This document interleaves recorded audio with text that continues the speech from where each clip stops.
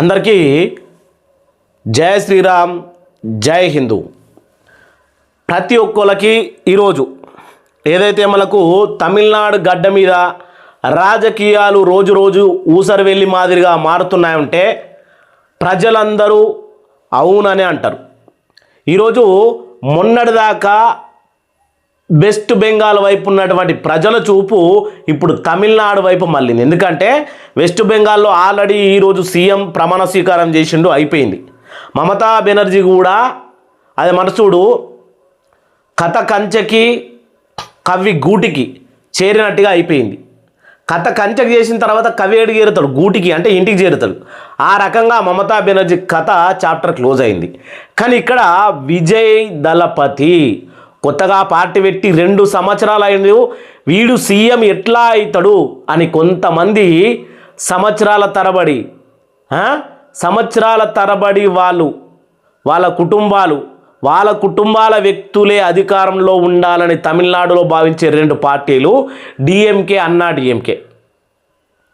వీళ్ళు చేస్తున్నటువంటి కుట్ర మామూలుది కాదు. విజయ్కి రాజకీయం తెలియదు. కొత్తగా ఎక్కడ రూల్కి ఎట్లా పోవాలి, ఏంది, ఎవరిని ఎట్లా గుంజుకోవాలని తెలియక విజయ్ పడుతున్నటువంటి అవస్థలు చూస్తూ ఉన్నాం. ఇక్కడ భారతదేశ ప్రజలందరూ గుర్తుపెట్టుకోవాలి, మన భారతదేశం అంటే స్వతంత్రం రావడానికి ఎంతోమంది ఎగ్జాంపుల్గా తీసుకుంటే ఒక 4 కథను గుర్తు చేస్తే భారతదేశంలో నా వీడియో చూసి ప్రతి ఒక్కరికి అబ్బా అనేటువంటి ఒక వ్యక్తి పేరు చెప్తా. భగత్ సింగ్, అలాగే సుఖదేవ్, రాజ్గురు, అలాగే మనకు సంబంధించి చంద్రశేఖర్ ఆజాద్. వీళ్ళు చేసినటువంటి పోరాటం అది మాటలతో వివరించే అసమానాస్యం. దాన్ని చరిత్రలుగా చెప్పుకుంటా ఉన్నారు. ఎన్నో బుక్కులలో తిలకించిన ఈ భారతదేశం గడ్డ మీద ఈరోజు ఒక పార్టీ పెట్టి ఆయన సీఎం అయిటుండు అని అంటే ఆయన కాలు పట్టుకొని గుంజే రకంగా దిగజారిపోయిర్రు మన భారతదేశంలో. చెప్పుకోవచ్చు అలాగా.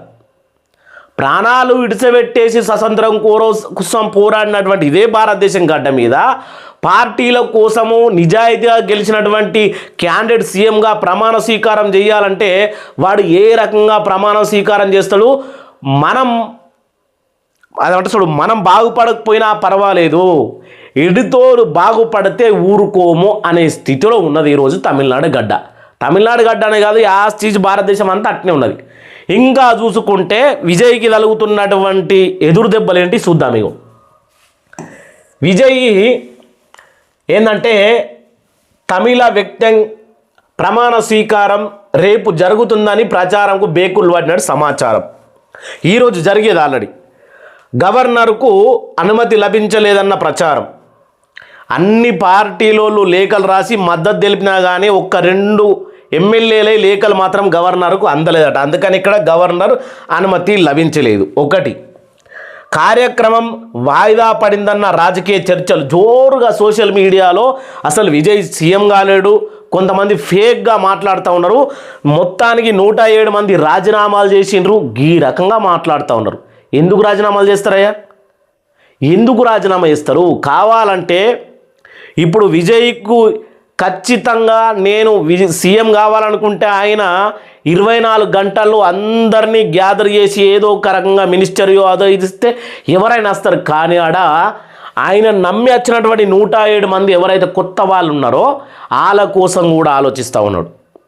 ఇప్పుడు వేరే పార్టీలకు అన్ని మినిస్టర్ పదవి మెయిన్ ఇస్తే నన్ను నమ్మి వచ్చినటువంటి క్యాండిడేట్లకు నేను ఏ మినిస్టర్ పదవిలు ఇవ్వాలి, అప్పుడు నా చేతిలో పవర్ ఎట్లుంటుంది అనే ఆలోచనలో విజయ్ ఉన్నాడు. లేకుంటేనా చిటికేస్తే మంత్రి పదవులు నీకు అని సెట్ చేస్తే ఇప్పటికే ఎప్పుడో ప్రమాణ స్వీకారం అయిపోయేది ఈరోజే. కానీ అట్లా చేయట్లేదు, అలా ఆలోచన చేస్తూ ఉన్నాడు. అందుకనే ఇక్కడ రాజకీయ చర్చలు జోరుగా సాగుతున్నాయి. ఇక తదుపరి సూచనలు వచ్చే వరకు ఎమ్మెల్యేలు రీస్టాన్లోనే ఉండాలని ఆదేశించారన్న వార్తలు కూడా వినబడతా ఉన్నాయి.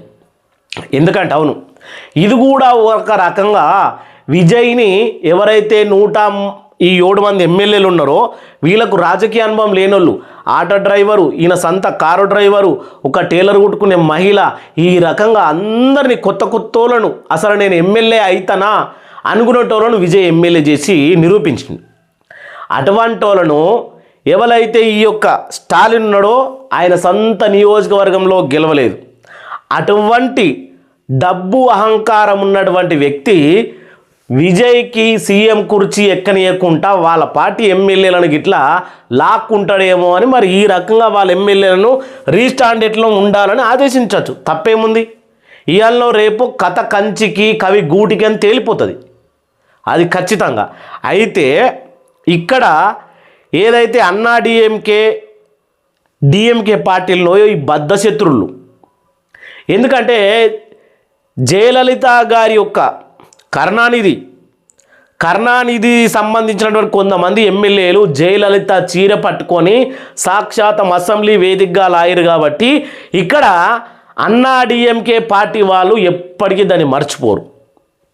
అట్లాంటప్పుడు విజయ్ని సీఎం చేయకుండా ఉండాలంటే కరుణానిధి జయలలిత కలుస్తారా? అదే మరి అన్నా డిఎంకే కలుస్తాయని కూడా కొన్ని వార్తలు మాట్లాడుతూ ఉన్నారు. బాప్రే, ఏం మాట్లాడుతూ ఉన్నారేమో ఆదేశించరు. అయితే ఇక్కడ ఈ పరిణామాలపైన ఇప్పటి వరకు ఎలాంటి అధికారిక ప్రకటన వెలువడలేదు. వాస్తవానికి మీరు ఒకసారి చూసిండ్రా, తమిళనాడులో ఎక్కడెక్కడి నుంచో మొత్తం తమిళనాడు రాష్ట్రం నుంచి వేరే రాష్ట్రాల నుంచి అక్కడ కేరళ నుంచి విజయ్కి సినిమా పరంగా అభిమానులు ఇక్కడ 2 తెలుగు రాష్ట్రాల నుంచి కూడా ఉన్నారు. వాళ్ళందరూ తమిళనాడుకు పోయారు. చెన్నైలో ఉన్నారు ఒక స్టేడియం దగ్గర. అక్కడ ఈరోజు విజయ్ది ప్రమాణ స్వీకారం జరిగేది ఉండే, కానీ ఆగిపోయింది. ఎందుకు ఆగిపోయింది అంటే ఇద్దరు ఎమ్మెల్యేలు ఎవరైతే మేము విజయ్కి టీవీకే పార్టీకి మద్దతు ఇస్తున్నామని గవర్నర్కు లేఖ రాసిర్రో ఆ లేఖలు అందలేదు.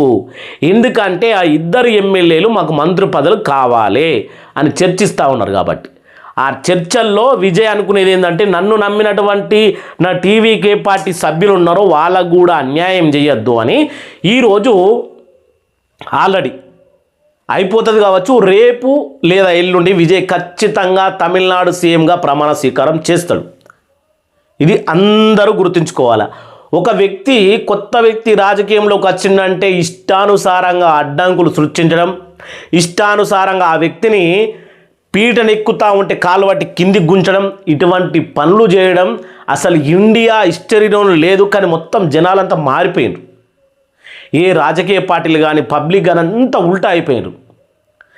భగత్ సింగ్, అలాగే సుఖ్దేవ్, రాజ్గురు, మనకు సంబంధించినటువంటి చంద్రశేఖర్ ఆజాద్, ఇటువంటి మహానుభావులు, అలాగే మనకు సంబంధించి చాలామంది ఇంకా చెప్పుకుంటే సుభాష్ చంద్రబోసు, వాళ్ళు వీళ్ళు ఎంతోమంది స్వతంత్ర యోధులను చూసుకుంటే ఈరోజు మనము వాళ్ళ కాలి గోటికి కాదు కదా, వాళ్ళ నడిచిన నేల మీద కనీసం మట్టిని తాకే అర్హత కూడా మనకు లేదు.